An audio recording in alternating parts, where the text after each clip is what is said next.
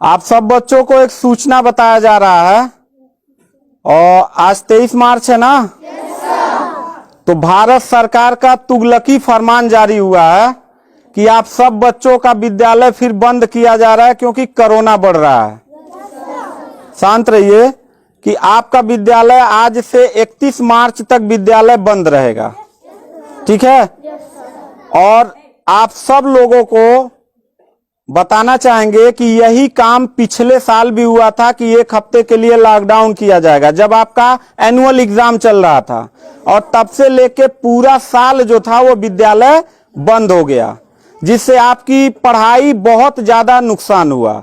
और इस साल जब विद्यालय खुला, आपने किताब कॉपी अपना सारा व्यवस्था कर लिया, तब हमारे तुगलकी फरमान जो हमारे सरकार हैं वो अब आदेश कर दिए कि अब फिर जो है कि ये विद्यालय फिर बंद होगा।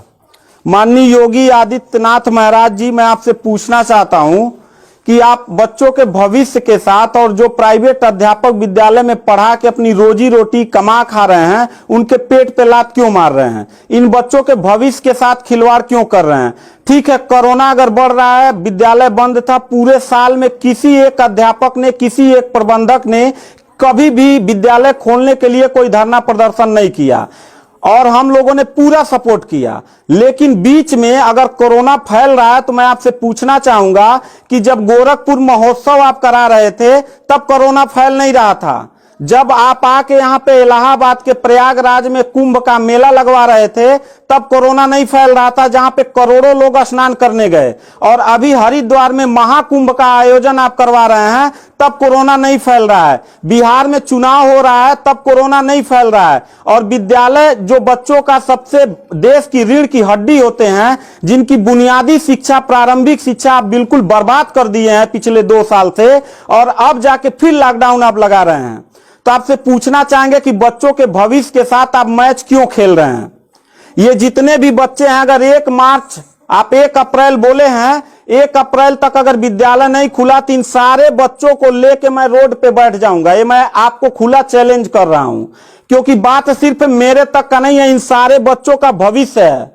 और इन सारे बच्चों का भविष्य आप लोग अंधकार में डाल रहे हैं। आप लोग खुद नहीं चाहते हैं कि देश का बच्चा पढ़े, पढ़ के कुछ लायक बने। आप लोग अपना, जब रैली निकालना रहेगा, चुनाव रहेगा, तो कोरोना आपके पास नहीं रहता है। और जब आपको लगेगा कि आपके विपक्ष में लोग खड़े हो रहे हैं तो आप कोरोना का ड्रामा करा के विद्यालय को सबसे पहले आप बर्बाद कर रहे हैं। आप बताइए, विद्यालय में, आप गोरखपुर जिले में 193 लोगों ने अपने विद्यालय की मान्यता निरस्त करा लिया।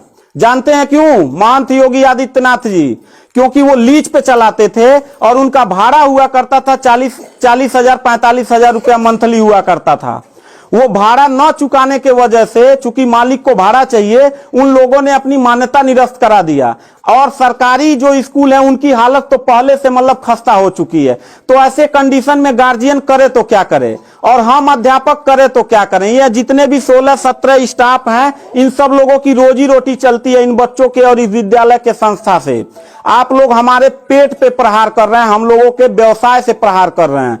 अगर आपको लग रहा है कोरोना है, ठीक है, विद्यालय बंद कर दीजिए, तो आप ये भी अपनी नियत को साफ करिए कि कुंभ का जो मेला, महाकुंभ का लगवाने वाले हैं, उसको भी कैंसिल कर दीजिए। और जो गोरखपुर महोत्सव और गोरखनाथ का मेला लगवा के आप ड्रामा करवा रहे हैं, वो भी बंद करवाइए। यानी आप खुद नियम का पहले फॉलो करिए, हम लोग नियम को फॉलो करने के लिए तैयार हैं। अगर लास्ट में जाते जाते यही कहेंगे, इन बच्चों को, चेहरों को देखिए, इनके माता पिता ने सारे बच्चों का, किनका मोबाइल बज रहा है, साइलेंट कर लीजिएगा सर। इन सब बच्चों के माता पिता ने, बच्चों कितने लोगों ने आप किताब कॉपी अपना सारा कंप्लीट कर लिए हो? पता है, एक एक बच्चों की किताब कॉपी 2-2 हजार रुपए की आती है। आप फिर लॉकडाउन लगा दिए, इनकी पूरी पढ़ाई बर्बाद हो गई। अब यानी आपने 1 हफ्ते का लगाया है, आपकी नीयत पे तो मुझे 100% विश्वास है ही नहीं है कि आप करोगे क्या। आप पूरे साल पढ़ाई बर्बाद करोगे। हाथ नीचे करिए। अब ये बच्चे करेंगे क्या? किताब लेकिन इनके गार्जियन करेंगे क्या?